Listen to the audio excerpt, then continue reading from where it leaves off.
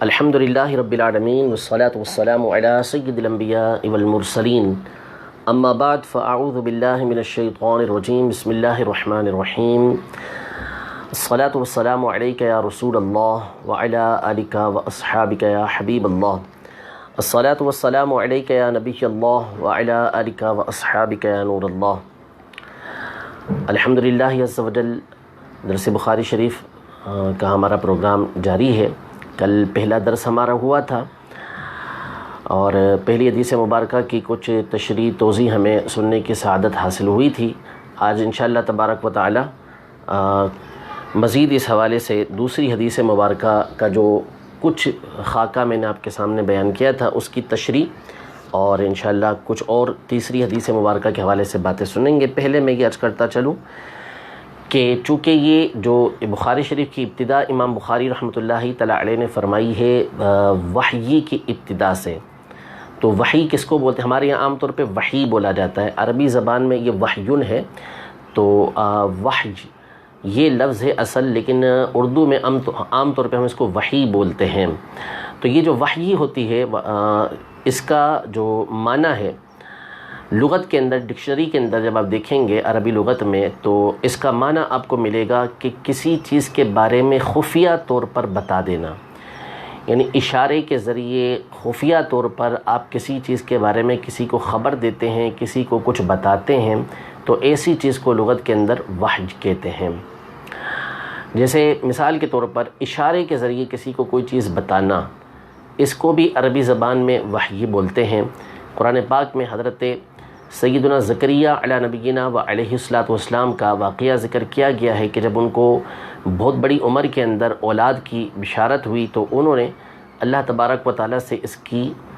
نشانی چاہی کہ کوئی ایسی نشانی بھی مجھے عطا فرما دے کہ میرے یہاں اولاد ہوگی۔ تو بتایا گیا کہ آپ 3 راتیں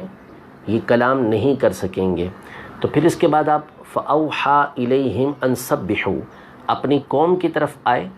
اور ان کو آپ نے اشارہ کیا، فَأَوْحَى إِلَيْهِمْ۔ تو یہاں پر وحی کا لفظ استعمال ہوا ہے، وحی کا لفظ استعمال ہوا ہے، جس کا مطلب ہے کہ آپ نے ان کی طرف اشارہ کیا، کیونکہ 3 دن تک کلام تو گفتگو تو آپ کر ہی نہیں سکتے تھے زبان سے، تو ان کو جو آپ نے سمجھایا، ان کو جو آپ نے بتایا، وہ اشارے کے ذریعے بتایا کہ اپنے رب کی تسبیح کرو، فَأَوْحَى۔ تو یہاں پر وحی کے لیے، اشارے کے لیے وحیٌ کا لفظ استعمال ہوا ہے۔ تو کسی چیز کو خفیہ طور پر بتا دینا، کسی چیز کے بارے میں اشارتاً بتانا، یہ وحی کہلاتا ہے۔ اور بھی اس کے بہت سارے معنی لغت کے اندر بیان کیے گئے ہیں۔ اصطلاح شریعت میں، شریعت کی روشنی میں وحی کا معنی کیا ہے؟ تو علماء یہ ارشاد فرماتے ہیں، اہل جو مفردات ہیں جنہوں نے اس موضوع پر کتابیں لکھیں کہ قرآن کے، حدیث کے مشکل معنی، غریب معنی، الفاظ کے معنی کو بیان کریں، تو وہ یہ ارشاد فرماتے ہیں کہ وحی سے مراد وہ کلمات ہیں، وہ الفاظ ہیں کہ جو اللہ تبارک و تعالی اپنے بندوں کی طرف القاء فرماتا ہے۔ اور بعض نے یہ کہا کہ اللہ تبارک و تعالی کا وہ کلام کہ جو اللہ کے انبیاء میں سے کسی نبی پر نازل ہوا ہو، اللہ کے انبیاء میں سے کسی نبی پر جو کلام نازل ہوا، ان کی طرف جو کلام اتارا گیا، اس کو وحی کہتے ہیں۔ اب وحی کی بنیادی اعتبار سے 2 تقسیم ہیں، 2 قسمیں ہیں۔ ایک وحی وہ ہوتی ہے کہ جو وحی نبوت کہلاتی ہے، نبوت کی وحی، یعنی یہ جو وحی ہوگی یہ اللہ تبارک و تعالیٰ اپنے انبیاء کرام علیہم السلام کی طرف فرمائے گا۔ اور دوسری جو وحی ہوتی ہے وہ غیر نبی کی طرف ہوتی ہے، اس کو الہام کہا جاتا ہے، اسے الہام کہا جاتا ہے۔ میں اس کی تشریح بتاتا ہوں، اس کی مثالیں بھی قرآن پاک سے آپ کے سامنے عرض کرتا ہوں۔ تو پہلے 2 قسمیں اس کی یہ کی گئی ہیں کہ وحی یا تو انبیاء کرام علیہم السلام میں سے کسی نبی کی طرف کی گئی ہوگی، اور یہ جو کلام ہوتا ہے یہ حجت ہوا کرتا ہے، یہ ہدایت کے لیے نازل کیا گیا ہوتا ہے۔ جو انبیاء کرام علیہم السلام جس کا ان کو حکم ہوتا ہے کہ اپنی امت تک اس کو پہنچائیں، تو وہ اللہ تبارک و تعالیٰ کی طرف سے اس کلام کو، اس وحی کو اپنی امتوں تک پہنچاتے ہیں۔ جن جن باتوں کا حکم دیا جاتا ہے کہ ان باتوں کو پہنچانا ہے، تو وہ احکام تبلیغیہ وہ اپنی امت تک لازمی طور پر پہنچاتے ہیں۔ انبیاء کرام علیہم السلام پر جو وحی ہوتی ہے اس کی علماء نے قرآن و حدیث کی روشنی میں مختلف صورتیں لکھی ہیں۔ ایک صورت تو یہ ہوتی ہے کہ اللہ تبارک و تعالیٰ کسی بھی نبی کے دل کے اندر بات کو ڈال دیتا ہے، براہ راست اللہ تبارک و تعالیٰ کا کلام ان کے دلوں کے اندر اترتا ہے۔ دوسری صورت یہ ہوتی ہے کہ اللہ تبارک و تعالیٰ کسی فرشتے کو ان کے پاس بھیجتا ہے اور وہ ان سے اللہ تبارک و تعالیٰ کی ان کو اللہ تبارک و تعالیٰ کا پیغام پہنچاتے ہیں، ان تک اللہ تبارک و تعالیٰ کا کلام پہنچاتے ہیں۔ اس طریقے سے انبیاء کرام علیہم السلام پر وحی نازل ہوتی ہے۔ تیسری صورت یہ ہوتی ہے کہ اللہ تبارک و تعالیٰ ما ورائے حجاب انبیاء کرام علیہم السلام میں سے کسی نبی سے کلام فرماتا ہے، جیسے نبی کریم صلی اللہ تعالیٰ علیہ وآلہ وسلم کے دل میں بہت ساری باتیں براہ راست اللہ تبارک و تعالیٰ نے نازل فرمائیں، اور بعض اوقات حضرت جبریل امین علیہ السلام یہ بلکہ سارا ہی قرآن جبریل امین علیہ السلام اللہ تبارک و تعالیٰ کی طرف سے لے کر نازل ہوئے۔ تیسری صورت یہ ہوتی ہے کہ اللہ تبارک و تعالیٰ پردے کے پیچھے سے، یعنی پردے سے پیچھے سے مراد یہ ہے کہ اللہ تبارک و تعالیٰ غیب سے ہی انبیاء کرام علیہم السلام میں سے کسی سے کلام فرماتا ہے، جیسے موسیٰ علیہ السلام سے کوہ طور پر کلام ہوا، یا نبی کریم صلی اللہ تعالیٰ علیہ وآلہ وسلم سے براہ راست اللہ تبارک و تعالیٰ نے کلام فرمایا۔ تو یہ صورت ہوتی ہے کہ انبیاء کرام علیہم السلام پر وحی نازل کی جاتی ہے۔ کبھی یہ گھنٹی کی صورت میں، یعنی فرشتہ آتا ہے کہ جس کے پر پھڑپڑاتے ہیں، اور وہ جو کلام ہوتا ہے وہ کلام ایسا ہوتا ہے کہ جیسے گھنٹی مسلسل بجتی رہتی ہے، ابتدا میں سمجھ نہیں آتا لیکن آہستہ آہستہ اس کی آواز سمجھ آنا شروع ہو جاتی ہے۔ تو اسی طرح یہ وحی نازل ہوتی ہے۔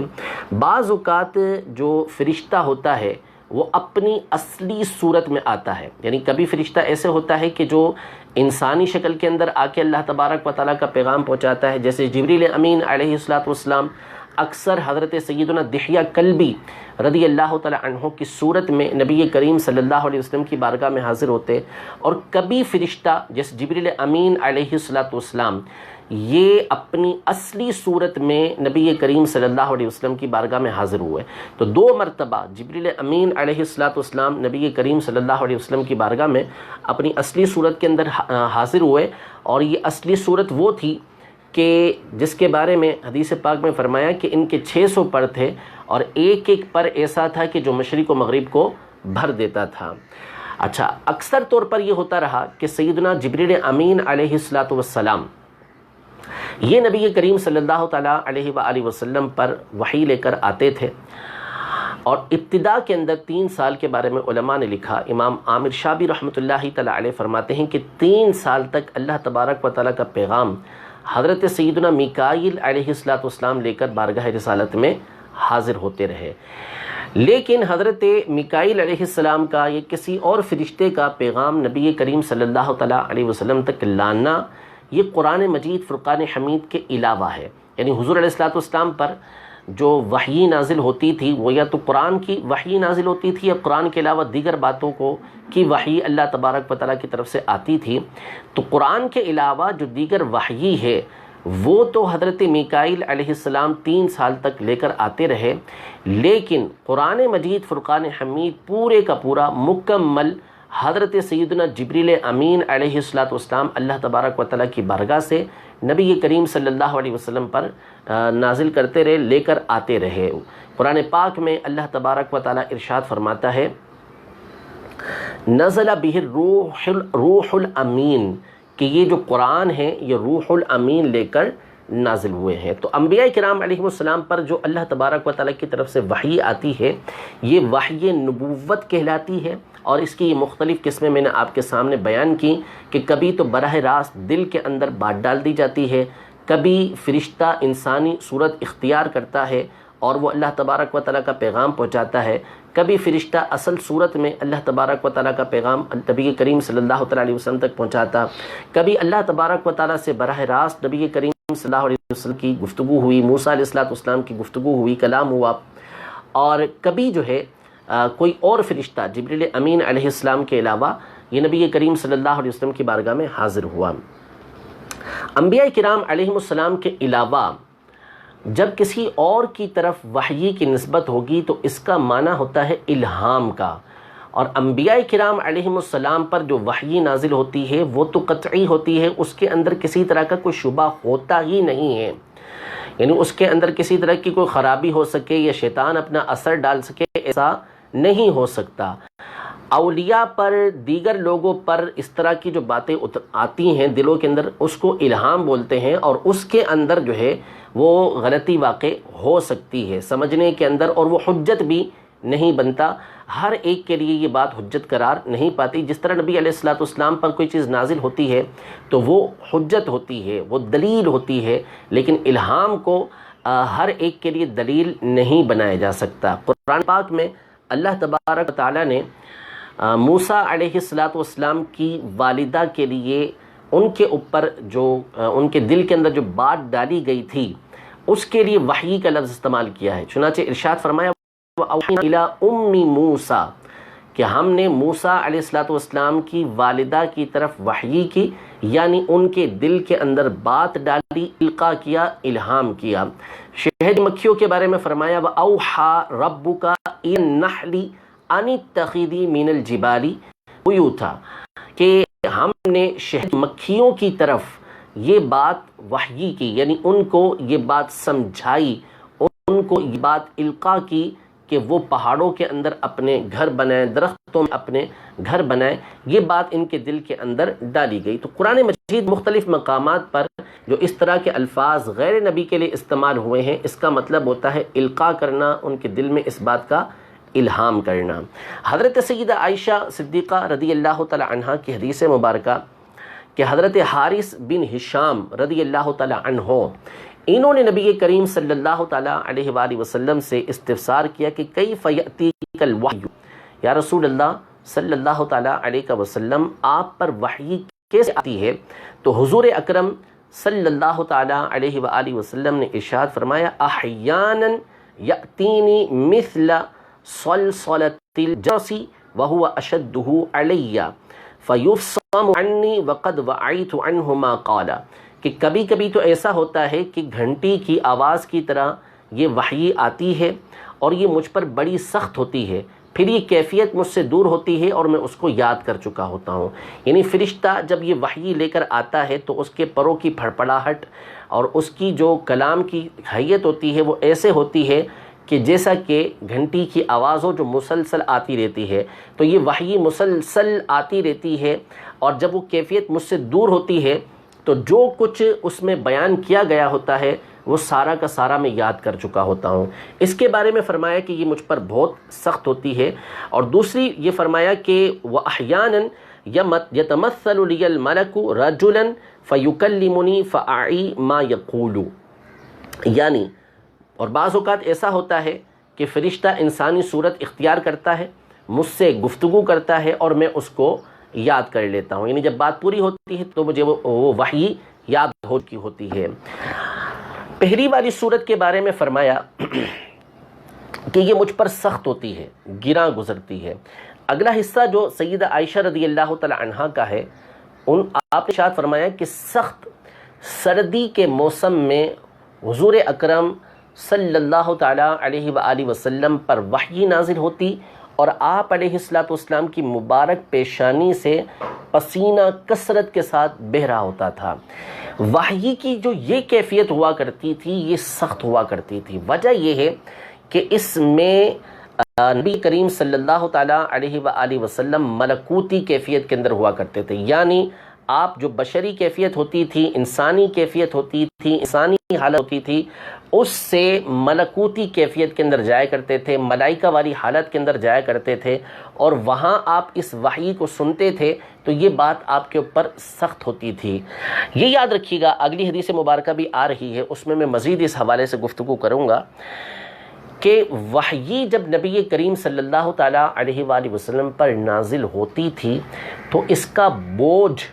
نبی کریم صلی اللہ تعالیٰ علیہ وآلہ وسلم پر بہت زیادہ ہوا کرتا تھا، یعنی اتنا زیادہ ہوتا کہ سیدہ عائشہ رضی اللہ تعالیٰ عنہا یہاں یہ ارشاد فرما رہی ہیں کہ نبی کریم صلی اللہ علیہ وسلم کی مبارک پیشانی سخت سردی کے دنوں کے اندر پیشانی سے تر ہوا کرتی تھی، تیزی کے ساتھ پسینہ بہا کرتا۔ آپ علیہ الصلوۃ والسلام پر وحی نازل ہوتی تو اس کا ظاہری اثر جو ہے وہ جسم اقدس پر پڑا کرتا تھا، اور یہ نبی کریم صلی اللہ تعالیٰ علیہ وآلہ وسلم کا دل اقدس تھا کہ جو اس وحی کے بوجھ کو سنبھالتا تھا، ورنہ کسی کے اندر جرأت نہیں ہے کہ وہ کلام الہی کے بوجھ کو اٹھا سکے۔ اللہ تبارک و تعالیٰ نے نبی کریم صلی اللہ تعالیٰ علیہ وآلہ وسلم کے دل اقدس کو، مبارک دل کو، یہ قوت عطا کی تھی کہ آپ اس وحی کے بوجھ کو بآسانی اٹھا لیا کرتے تھے، لیکن ظاہری اعضاء پر اس کا اثر پڑتا تھا۔ وہ کیا اثر پڑتا تھا؟ اس کو اس سے سمجھیں کہ جب نبی کریم صلی اللہ تعالیٰ علیہ وسلم پر وحی نازل ہوتی اور آپ کسی اونٹنی پر سوار ہوتے تو اونٹنی اس وحی کے بوجھ کی وجہ سے زمین پر بیٹھ جایا کرتی تھی، اتنا اس میں بوجھ ہوا کرتا تھا۔ حضرت ابی بن کعب رضی اللہ تعالیٰ عنہ فرماتے ہیں کہ حضور اکرم صلی اللہ تعالیٰ علیہ وسلم میری ران پر سر رکھ کر آرام کر رہے تھے، یا آپ نے اپنی ران میری ران کے اوپر رکھی ہوئی تھی تو وحی نازل ہوئی غیر اولی الضرر۔ آپ فرماتے ہیں کہ اس کا بوجھ ایسا تھا کہ مجھے لگا کہ میری بس ران ابھی ٹوٹی کہ ٹوٹی، اگر درمیان میں نبی کریم صلی اللہ تعالیٰ علیہ وسلم کی مبارک ران کا واسطہ نہ ہوتا تو اس وحی کے بوجھ کی وجہ سے حضرت ابی بن کعب رضی اللہ تعالیٰ عنہ کی ران جو ہے وہ ٹکڑے ٹکڑے ہو جاتی۔ قرآن پاک میں اللہ تبارک و تعالیٰ ارشاد فرماتے ہیں کہ لو انزلنا ھذا القرآن علی جبل لرأیتہ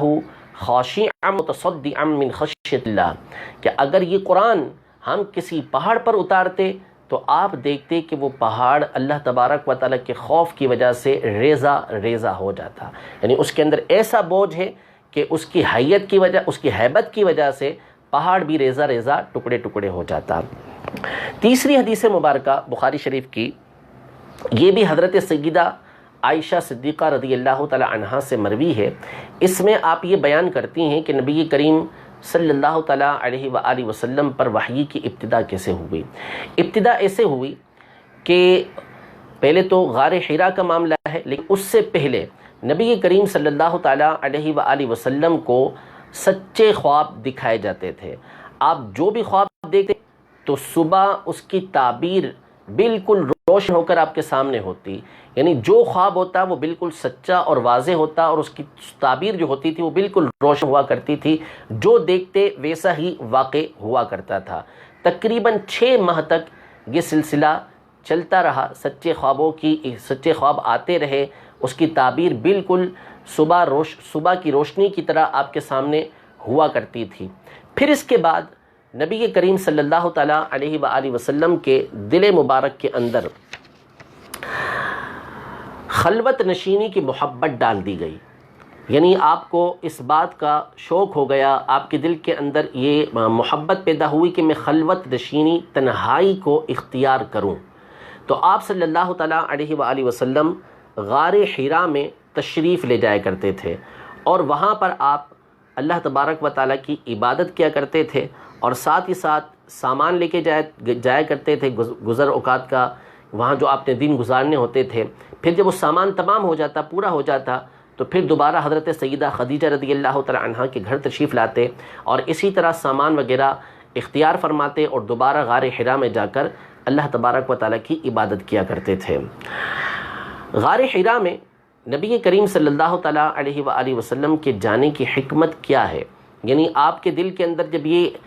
محبت پیدا ہو گئی کہ مجھے خلوت نشینی اختیار کرنی چاہیے، تنہائی اختیار کرنی چاہیے، اور یہ بات اللہ تبارک و تعالیٰ کی طرف سے ڈالی گئی، تو اب یہ سوال پیدا ہوتا ہے کہ غار حرا میں نبی کریم صلی اللہ تعالیٰ علیہ وسلم کیوں تشریف لے کے گئے، کسی اور مقام پر کیوں تشریف لے کر نہیں گئے؟ اس کی حقیقی وجہ کیا ہے یہ تو اللہ اور اس کا رسول ہی بہتر جانتے ہیں۔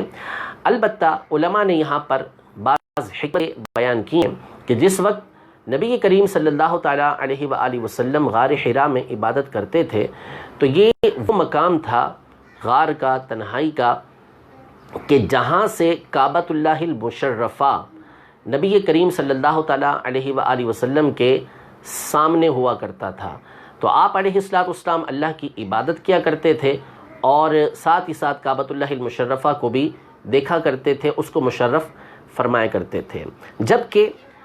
سیدی عبدالعزیز دباغ رحمۃ اللہ تعالی علیہ جو سید زادے تھے اور بہت بڑے اللہ تبارک و تعالیٰ کے ولی گزرے ہیں، ان کی کتاب ہے ابریز کے نام سے۔ آپ نے سیدی عبدالعزیز دباغ رحمۃ اللہ تعالی علیہ جو غوث الزماں کہلاتے تھے، انہوں نے یہ بیان کیا کہ غار حرا یہ ہمیشہ سے نیک صالحین لوگوں کا مسکن رہا ہے۔ نبی کریم صلی اللہ علیہ وآلہ وسلم سے قبل فرشتوں کی یہاں پر مجلس لگا کرتی تھی، یعنی فرشتے اس مقام پر آتے تھے، بیٹھتے تھے، اور ان کی جو کائنات کے اندر کام کرنے کی ڈیوٹیاں تقسیم کی گئی تھی، وہیں پر ان معاملات کو طے کیا کرتے تھے۔ تو ہمیشہ سے یہ غار، اور اب بھی اولیاء صالحین نیک لوگوں کا یہ غار مرکز رہا ہے۔ نبی کریم صلی اللہ تعالیٰ علیہ وآلہ وسلم نے بھی انہی خوبیوں کی وجہ سے غار حرا کے اندر خلوت نشینی اختیار کرنے کو پسند کیا تھا کہ اس مقام پر میں خلوت نشینی اختیار کروں۔ اب وہاں جا کر نبی کریم صلی اللہ تعالیٰ علیہ وآلہ وسلم کون سی عبادت کرتے تھے، تو اس بارے میں کوئی روایت موجود نہیں ہے۔ علماء کے اپنے اپنے اجتہادات ہیں، اپنے اپنے خیالات ہیں کہ حضور اکرم صلی اللہ تعالیٰ علیہ وسلم وہاں پر کوئی جسمانی عبادت کیا کرتے تھے، یا آپ علیہ السلام وہاں پر غور و فکر کیا کرتے تھے اللہ تبارک و تعالیٰ کی ذات کے بارے میں، کہ اللہ تبارک و تعالیٰ کی قدرت کے بارے میں، اس کی تخلیقات کے بارے میں غور و فکر کیا کرتے تھے۔ یہ مختلف علماء کے اقوال ہیں۔ تو ابتدا سچے خوابوں سے ہوئی، پھر اس کے بعد خلوت نشینی کی محبت آپ کے دل میں ڈال دی گئی، تو آپ غار حرا میں جا کر عبادت کیا کرتے تھے، سامان بھی ساتھ لے جاتے تھے۔ جب سامان پورا ہوتا تو پھر دوبارہ حضرت سیدہ خدیجہ رضی اللہ تعالی عنہا کے پاس تشریف لاتے، اور پھر کچھ دن کے بعد دوبارہ آپ غار حرا تشریف لے جایا کرتے تھے۔ اس سے علماء نے یہ نقطہ بھی بیان کیا کہ اسباب کو اختیار کرنا، یعنی اگر کوئی زیادہ راہ اختیار کرتا ہے، سامان ساتھ لیتا ہے، تو یہ توکل کے خلاف نہیں ہے۔ توکل کے خلاف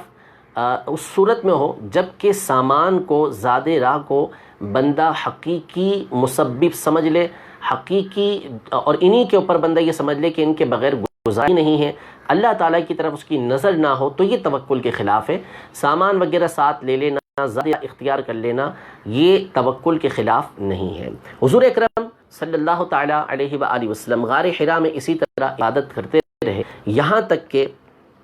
جب آپ غار حرا میں تھے تو فجاءہ الملک، آپ کے پاس فرشتہ آیا، فقال اقرأ، اور اس نے آ کے کہا پڑھیے اقرا۔ فجاءہ الملک، فرشتہ آیا۔ علماء متفق ہیں کہ اس سے مراد حضرت سیدنا جبریل امین علیہ السلام ہے، یعنی یہاں پر جو فرشتے کا تذکرہ ہے اس سے مراد جبریل امین ہے، کہ جبریل امین علیہ السلام یہ بارگاہ رسالت میں حاضر ہوئے، اور یہ رمضان المبارک کا مہینہ تھا، اور مشہور قول کے مطابق یہ 27ویں شب تھی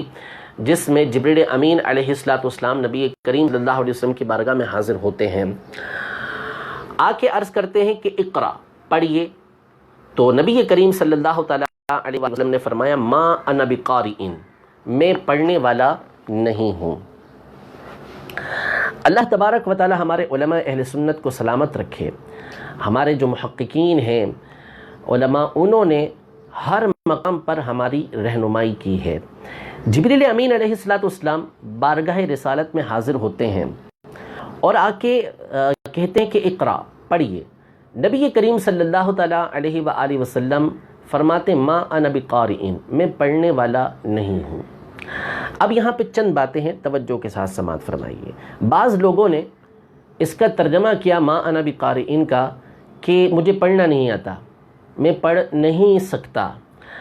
ہمارے علماء اہل سنت نے اس کا ترجمہ کیا کہ ما انا بقارئ، میں پڑھنے والا نہیں، یعنی پڑھنا آتا ہے لیکن میں آپ کے کہنے سے پڑھ نہیں سکتا۔ جیسے سیدنا یوسف علی نبینا و علیہ السلام، جب ان کے بھائیوں نے ان کو کنویں کے اندر ڈال دیا اور ایک کپڑے کے اوپر بھیڑیے کا خون لگا کر یہ جھوٹا خون لگا کر یہ حاضر ہو گئے حضرت یعقوب علیہ السلام کی بارگاہ میں، اور آ کے کہنے لگے کہ وما انت بمؤمن لنا ولو كنا صادقین، یعنی گرا کر آ چکے ہیں، کنویں کے اندر ڈال کے آ چکے ہیں، کپڑے کے اوپر جھوٹا خون لگا کر آئے ہیں، اور آ کے عرض کر رہے ہیں کہ حضرت یوسف علیہ السلام کو بھیڑیا کھا گیا ہے. وما انت بمؤمن لنا، آپ ہمارا اعتماد کرنے والے نہیں ہیں. اب یہاں دیکھیں کہ کیا یعقوب علیہ السلام کے اندر یہ صلاحیت نہیں تھی کہ وہ ان کی باتوں کے اوپر اعتماد کرتے؟ بالکل صلاحیت موجود تھی، لیکن ان سامنے والے جو تھے ان کی حالت کے پیش نظر سیدنا یعقوب علیہ السلام کے لیے ان کے بیٹوں نے کہا کہ آپ ہمارے پر اعتماد کرنے والے نہیں ہیں. ہاں اعتماد کر سکتے ہیں لیکن ہمارے اوپر اعتماد کریں گے نہیں. بعین ہی یہی ترکیب یہاں پر واقع ہے کہ ما انا بقارئ، میں پڑھنے والا نہیں، یعنی پڑھ سکتا ہوں لیکن آپ کے کہنے پر میں پڑھوں گا نہیں. اگر کوئی کسی کو کہتا ہے اقرأ، پڑھیے، تو سامنے والا جو جواباً کہے گا کہ ماذا اقرأ، میں کیا پڑھوں. وہ یہ نہیں بولے گا مجھے پڑھنا نہیں آتا، بھئی کیا پڑھوں مجھے بتاؤ. تو نبی کریم صلی اللہ تعالیٰ علیہ وآلہ وسلم نے یہ ارشاد فرمایا ما انا بقارئ، میں پڑھنے والا نہیں ہوں. اب جبریل امین علیہ السلام جن کے بارے میں ابھی آپ نے سنا کہ ان کی جو حیت اصلی حیت وہ ایسی ہے کہ ایک ایک پر جو ہے وہ مشرق و مغرب کو بھر دیتا ہے، اور اسے 600 پر ان کے ہیں. انہوں نے انگلیوں پر قوم لوط کی بستیوں کو اٹھا کر آسمان کے قریب لے گئے تھے، حتیٰ کہ آسمان کے فرشتوں نے قوم لوط کے مرغوں اور جانوروں کی آوازیں سنی تھی. اتنی قوت اللہ تبارک و تعالیٰ نے جبریل امین علیہ السلام کو عطا فرمائی. حدیث پاک کے اندر ہے، نبی کریم صلی اللہ تعالیٰ علیہ وسلم فرماتے ہیں کہ جب میں نے یہ کہا کہ ما انا بقارئ فاخذنی فغطنی حتی بلغ منی الجہد، کہ اس فرشتے نے مجھے پکڑا اور پکڑ کے پوری قوت کے ساتھ دبایا، جتنی قوت تھی دبانے کی دبا لیا. ثم ارسلنی، پھر اس کے بعد مجھے چھوڑ دیا اور کہا کہ اقرا، پڑھیے. تو میں نے پھر یہ کہا ما انا بقارئ. پھر دوسری دفعہ ایسا ہوا کہ مجھے پکڑ کے زور سے دبایا اور جتنی قوت تھی دبایا اور کہا کہ پڑھیے. تو میں نے کہا کہ ما انا بقارئ، میں پڑھنے والا نہیں. تیسری مرتبہ انہوں نے پھر دبایا اتنے ہی زور سے. اچھا اب یہاں پر یہ ہے تیسری مرتبہ کیا ہوا وہ میں عرض کرتا ہوں. بخاری شریف کی جو حدیث مبارکہ ہے، یہاں پر یہ سوچئے کہ فرشتہ پوری قوت کے ساتھ نبی کریم صلی اللہ علیہ وسلم کو دبا رہا ہے، اور یہ وہ فرشتہ ہے کہ جس کی قوت ایسی ہے کہ انگلیوں پر آسمان تک بستیوں کو اٹھا کے لے جائے، لیکن نبی کریم صلی اللہ تعالیٰ علیہ وآلہ وسلم کو پوری قوت کے ساتھ دبا رہا ہے. اس کے باوجود نبی کریم صلی اللہ تعالیٰ علیہ وآلہ وسلم کی جسمانی حیثیت کے اوپر، جسم مبارک کے اوپر کوئی اس کا خاص اثر نہیں پڑ رہا. اصل یہ تھا، علماء نے یہاں پر یہ ارشاد فرمایا، بڑی خوبصورت بات ارشاد فرمائی کہ نبی کریم صلی اللہ تعالیٰ علیہ وآلہ وسلم ارشاد فرماتے ہیں کہ لی مع اللہ وقت لا یسعنی فیہ ملک مقرب ولا نبی مرسل، کہ کوئی ایسا میرے لیے ایک وقت ہے جو اللہ تبارک و تعالیٰ کے ساتھ ہوتا ہے، جس میں نہ کوئی فرشتہ قریب ہوتا ہے، مقرب فرشتہ بھی اس میں نہیں ہوتا، اور نہ ہی اس کے اندر کوئی نبی مرسل. یعنی میری ساری توجہ اس وقت میں اللہ تبارک و تعالیٰ کی طرف ہوتی ہے. تو نبی کریم صلی اللہ تعالیٰ علیہ وآلہ وسلم اس وقت، حضور اکرم صلی اللہ تعالیٰ علیہ وسلم اس وقت اللہ تبارک و تعالیٰ کی طرف متوجہ تھے. فرشتہ بار بار آ کے کہتا اقرا، پڑھیے. آپ فرماتے کہ میں تمہارے کہنے سے پڑھنے والا نہیں ہوں، یعنی میری توجہ میرے رب کی طرف ہے اور تم مجھے پڑھائے جا رہے ہو، مجھے نہیں پڑھنا، میں اللہ تبارک و تعالیٰ کی طرف متوجہ ہوں. تیسری مرتبہ جبریل امین علیہ السلام نے یوں کہا کہ فقال اقرأ بسم ربک الذی خلق خلق الانسان من علق اقرأ وربک الاکرم الذی علم بالقلم علم الانسان ما لم یعلم. یہ 5 آیتیں آپ نے پڑھی. جب نبی کریم صلی اللہ تعالیٰ علیہ وآلہ وسلم نے یہ ملاحظہ فرمایا کہ یہ فرشتہ تو اسی رب کے نام کے ساتھ پڑھنے کا کہہ رہا ہے جس کی طرف میں متوجہ ہوں، تو پھر آپ نے اس کو پڑھا. اقرأ بسم ربک الذی خلق، پڑھیے اپنے اس رب کے نام سے کہ جس نے پیدا کیا انسان کو، اس نے علقے سے پیدا کیا. پڑھیے، اور آپ کا رب بڑی عزت والا ہے جس نے قلم کے ساتھ علم سکھایا اور انسان کو وہ سکھایا جو وہ نہیں جانتا تھا. تو نبی کریم صلی اللہ تعالیٰ علیہ وآلہ وسلم نے ان آیات کو پڑھا. اچھا اب جب یہ آیتیں نازل ہوئیں، اس سے پہلے فرشتہ مسلسل نبی کریم صلی اللہ علیہ وسلم کو پوری قوت کے ساتھ دباتا رہا. آپ علیہ السلام کی جسمانی حیثیت پر وہ کو خاص فرق نہیں ڈال سکا، لیکن جب اللہ تبارک و تعالی کا کلام وحی الہی نبی کریم صلی اللہ تعالیٰ علیہ وآلہ وسلم کے قلب پر آتی ہے اور اللہ تبارک و تعالیٰ کا کلام اس کو آپ اپنے دل پر لیتے ہیں، اس کا بوجھ اٹھاتے ہیں، تو نبی کریم صلی اللہ تعالیٰ علیہ وآلہ وسلم کے جسم اقدس پر اس کا اثر ہوتا ہے، ظاہری حیت جو ہوتی ہے اس کے اوپر اثر پڑتا ہے۔ اب آپ ان آیات کو لے کر حضرت سیدہ خدیجہ رضی اللہ تعالیٰ عنہا کی بات کے گھر پر تشریف لے کر آتے ہیں، اور آپ علیہ الصلوۃ والسلام کا دل مبارک تیزی کے ساتھ دھڑک رہا ہوتا ہے، یعنی وہ جو وحی کا بوجھ تھا اس کی وجہ سے دل اقدس پر یہ اثر پڑا تھا کہ وہ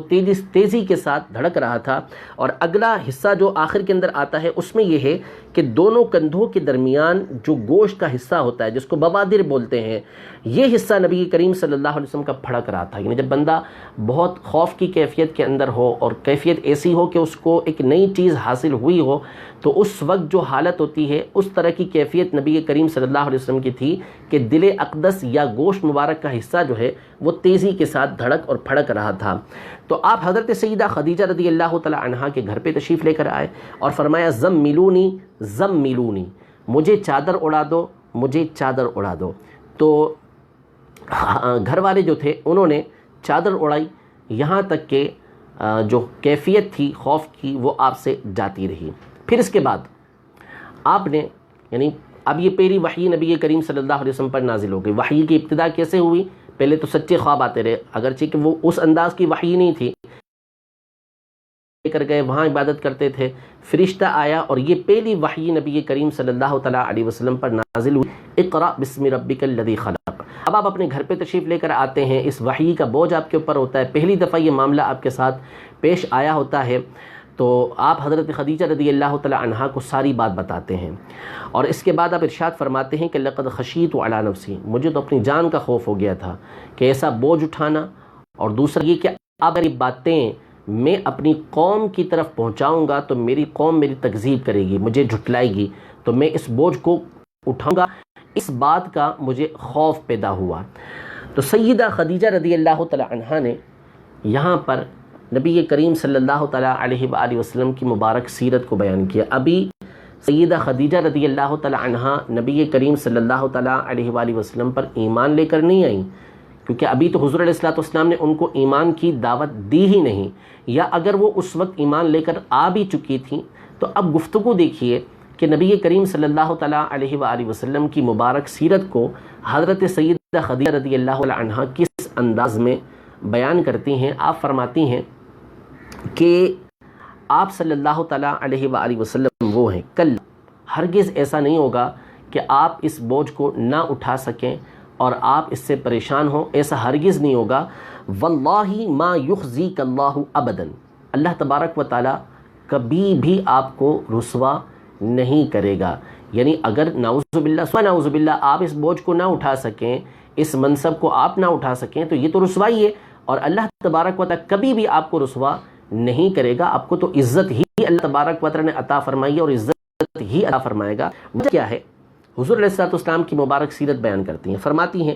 انک لتصل الرحیمہ، آپ وہ ہیں کہ جو صلہ رحمی کرتے ہیں، یعنی اعلان نبوت سے پہلے، ابھی نبوت کا آپ اعلان نہیں کیا، اس سے پہلے بھی آپ صلہ رحمی کرتے ہیں۔ وتحمل الکل، جو لوگ کرنے کے لائق نہیں ہوتے، جن کے پاس گزارے لائق کچھ ہوتا نہیں ہے، جو اپنے بوجھ کو اٹھا نہیں سکتے، آپ صلی اللہ تعالیٰ علیہ وآلہ وسلم ان کے بوجھ کو اٹھاتے ہیں، آپ صلی اللہ تعالیٰ علیہ وآلہ وسلم ان کے کام آتے ہیں۔ وَتَكْسِبُ الْمَعْدُومَ، اور آپ صلی اللہ تعالیٰ علیہ وآلہ وسلم لوگوں کو کما کر دیتے ہیں، یعنی جو کمانے کے لائق نہیں ہیں، جو اس قابل نہیں ہوتے کہ جو گزارا کر سکیں، تو آپ صلی اللہ تعالیٰ علیہ وآلہ وسلم اپنی طرف سے ان کی مدد کرتے ہیں۔ اور ایک معنی علماء نے یہاں پر اس کا یہ کیا کہ وَتُكْسِبُ الْمَعْدُومَ، کہ آپ صلی اللہ تعالیٰ علیہ وآلہ وسلم لوگوں کو وہ چیزیں دیتے ہیں کہ جو معدوم ہوتی ہیں، یعنی جو ان کے پاس نہیں، جیسے اچھے اخلاق، لوگوں کو اچھے اخلاق آپ صلی اللہ تعالیٰ علیہ وسلم عطا کرتے ہیں، ان کو معاشرے میں رہنے کے لائق بناتے ہیں، ان کو عزت والی زندگی گزارنے کے لائق آپ بناتے ہیں تو آپ صلی اللہ تعالیٰ علیہ وآلہ وسلم کو اللہ تبارک و تعالیٰ کیسے رسوا کرے گا؟ ایسا تو کبھی ہو ہی نہیں سکتا۔ وَتَقْرِي الضَّيْفَ، اور آپ صلی اللہ تعالیٰ علیہ وآلہ وسلم مہمان نوازی کرتے ہیں، یعنی اعلان نبوت سے پہلے بھی۔ وَتُعِينُ عَلَى نَوَائِبِ الْحَقِّ، اور آپ صلی اللہ تعالیٰ علیہ وسلم حق کے راستے میں آنے والی مصیبتوں اور پریشانیوں کے اوپر صبر بھی کرتے ہیں اور اس پر لوگوں کو صبر کی تلقین بھی کرتے ہیں۔ تو آپ کے اندر ایسی خوبیاں موجود ہیں کہ جس کی وجہ سے آپ کی رسوائی ناممکن ہے۔ آپ صلی اللہ علیہ وسلم ضرور اس بوجھ کو اٹھائیں گے، ضرور اس منصب کو اٹھائیں گے۔ یہاں تک ہوا۔ پھر اس کے بعد حضرت سیدہ خدیجہ رضی اللہ تعالی عنہا نبی کریم صلی اللہ تعالیٰ علیہ وآلہ وسلم کو لے کر اپنے چچا زاد بھائی ورقہ بن نوفل ان کے پاس گئے، ورقہ بن نوفل ان کے پاس آپ گئیں۔ اچھا، یہ ایسا ہے کہ جیسے اس وقت نبی کریم صلی اللہ علیہ وسلم نے جب اعلان نبوت فرمایا تو اس سے قبل کے جو حالات ہیں وہ آپ سب پر واضح ہیں کہ کس طرح کے تھے، کہ ہر طرف شرک و کفر پھیلا ہوا تھا، ظلم و بربریت کا دور تھا۔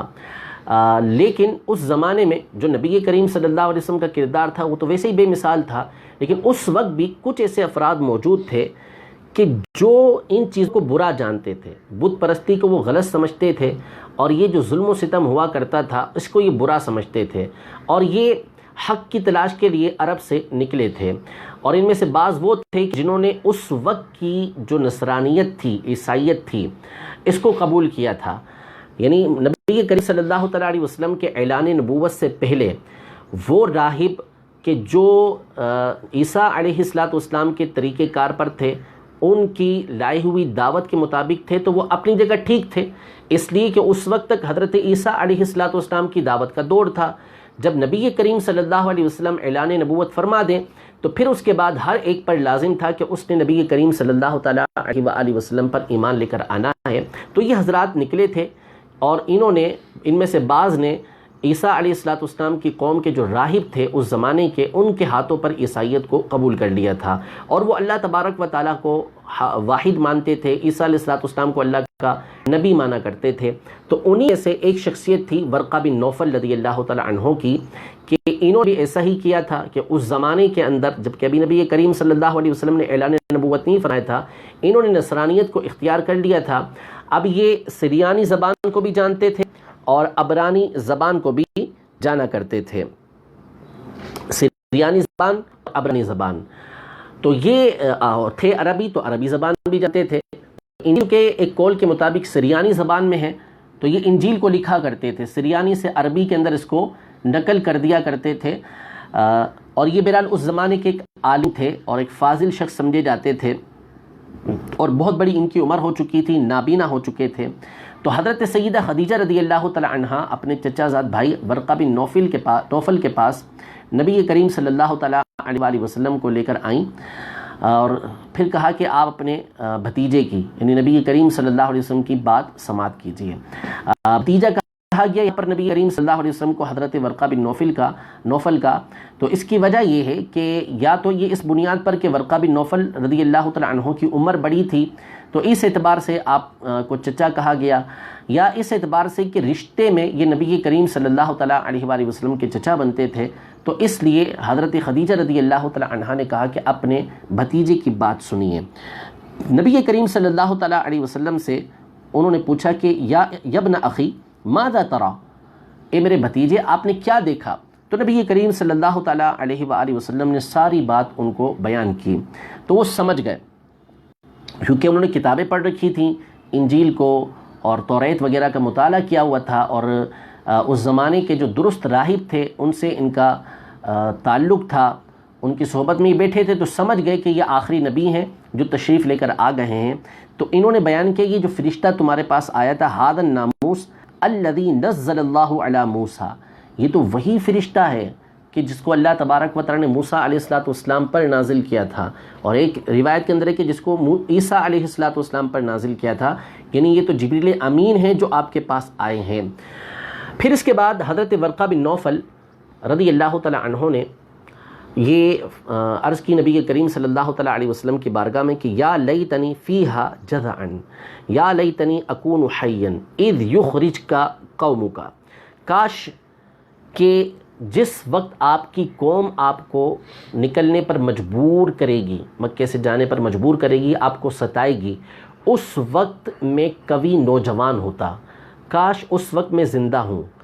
کہ جب آپ کے ساتھ یہ معاملہ پیش آئے گا تو میں آپ پر اس وقت ایمان لے کر آؤں گا، کہ جب آپ کے ساتھ یہ معاملہ پیش آئے گا تو میں ایمان لے کر آ جاؤں گا، یعنی جب آپ اعلان نبوت فرمائیں گے تو آپ پر میں ایمان لے کر آؤں گا اور ساتھ ہی ساتھ آپ کی بھرپور مدد کروں گا۔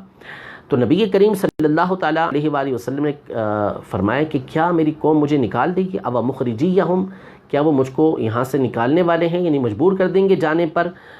تو ورقہ بن نوفل رضی اللہ تعالیٰ عنہ نے عرض کی کہ نعم، ایسا ہی ہوگا، اس لیے کہ کوئی بھی شخص یعنی کوئی بھی نبی وہ باتیں جو آپ لے کر آئے ہیں، ایسی باتیں جب وہ لے کر آتے ہیں تو اس سے عداوت کی جاتی ہے، اس سے بغض کیا جاتا ہے اور اس کو ستایا جاتا ہے، اس کو تنگ کیا جاتا ہے۔ اگر میں اس دن کو پاؤں گا تو میں آپ کی بھرپور مدد کروں گا۔ لیکن ہوا یہ کہ اب یہاں پر پھر علماء کے دو اقوال ہوئے، پہلے دوبارہ سمجھ لیجئے، نبی کریم صلی اللہ تعالیٰ علیہ وآلہ وسلم پر سچے خوابوں کے ساتھ نشانیاں آپ کو دکھائی گئیں، پھر اس کے بعد اب غار حرا کے اندر تشریف لے گئے، وہاں عبادت کیا کرتے تھے، فرشتہ یعنی جبریل امین علیہ السلام بارگاہ رسالت میں حاضر ہوئے، پہلی وحی نازل ہوتی ہے اقرا بسم رب الذی خلق، 5 آیتیں یہ نازل ہوئیں، اسے لے کر حضرت خدیجہ رضی اللہ تعالی عنہا کے پاس حضور علیہ السلام تشریف لے کر آئے، اور سب سے پہلے آپ پر جو ایمان لے کر آئیں وہ حضرت سیدہ خدیجہ رضی اللہ تعالی عنہا ہی تھی۔ پھر حضرت خدیجہ رضی اللہ تعالی عنہا آپ کو لے کر حضرت ورقہ بن نوفل کے پاس آئیں، انہوں نے اس بات کو بیان کیا کہ آپ پر جو فرشتہ آیا ہے یہ وہی فرشتہ ہے کہ جو حضرت موسیٰ علیہ السلام کی بارگاہ میں حاضر ہوا، یہ وہی فرشتہ ہے جو عیسیٰ علیہ السلام کی بارگاہ میں حاضر ہوا ہے۔ اگر میں اس وقت زندہ ہوں جب آپ کو تکلیف پہنچائی جا رہی ہوگی، جب آپ کو آپ کی قوم نکلنے پر مجبور کرے گی تو میں آپ کی بھرپور مدد کروں گا۔ پھر جب نبی کریم صلی اللہ تعالیٰ علیہ وآلہ وسلم نے اعلان نبوت فرمایا تو ورقہ بن نوفل رضی اللہ تعالیٰ عنہ اس وقت حیات تھے یا نہیں، اس کے بارے میں علماء کے 2 قول ہیں۔ بعض نے کہا کہ آپ حیات تھے اور آپ حضور علیہ السلام پر ایمان لے کر آئے تھے، حتیٰ کہ جب آپ نے حضرت بلال رضی اللہ تعالیٰ عنہ کو دیکھا کہ کفار ان کو تکلیف دے رہے ہیں، اس کے باوجود آپ حضرت بلال رضی اللہ تعالیٰ عنہ یہ کہہ رہے ہیں کہ میں ایک اللہ ہی مانوں گا، تو آپ نے حضرت بلال رضی اللہ تعالیٰ عنہ کو نصیحت کی یہی کہتے رہنا کہ ایک ہی اللہ کو مانوں گا، ایک ہی اللہ کو مانوں گا۔ اور ایک روایت کے اندر ہے کہ نبی کریم صلی اللہ علیہ وسلم نے خود بشارت دی کہ جو ورقہ بن نوفل ہیں یہ جنت کے اندر موجود ہیں اور انہوں نے ریشم کا لباس یہ پہنا ہوا ہے۔ آج کی یہ تیسری حدیث تھی، نبی کریم صلی اللہ علیہ وسلم اس حوالے سے موجود ہیں، اور تیسری حدیث مبارکہ پھر ایک طویل حدیث مبارکہ ہے۔ انشاءاللہ تبارک و تعالی ان تمام کے اوپر اپنے اگلے پروگرام کے اندر، اپنے اگلے دروس کے اندر ہم گفتگو کریں گے۔ اللہ تبارک و تعالی ہمارا یہ پڑھنا اپنی بارگاہ میں قبول فرمائے اور اللہ تبارک و تعالی اس کی برکتیں عطا فرمائے۔ کوشش فرمائیے گا کہ جب تک یہ سلسلہ چلتا رہے آخر تک اس میں آپ شریک رہیں۔ انشاءاللہ تبارک و تعالی تھوڑی دیر کے بعد ہم اپنے پرسنل پیج ہے، آفیشیل پیج مفتی حسان اتاری کا، اس پر انشاءاللہ حاضر ہوں گے اور آپ کے جو سوالات ہیں انشاءاللہ تبارک و تعالی وہاں پر اس کے جوابات دیے جائیں گے۔ اللہ تبارک و تعالی ہم سب کو صحیح بخاری شریف کی برکتیں عطا فرمائے، آمین، بجاہ نبی الامین صلی اللہ تعالی علیہ وآلہ وسلم۔